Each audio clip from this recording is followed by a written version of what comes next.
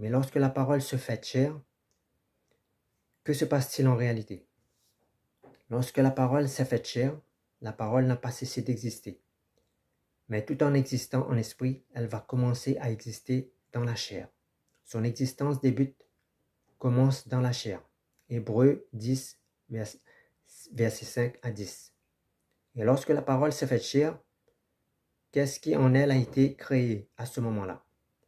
Ce qui a été créé par Dieu pour la parole, c'est sa partie naturelle. C'est sa partie créature. Lorsque la parole s'est faite chair, elle est habillée d'une nature humaine.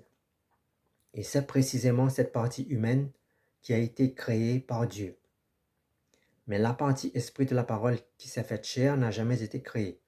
Elle demeure avec Dieu de toute éternité. Et c'est précisément à ce niveau que les musulmans sont dans la confusion, sont dans l'incompréhension.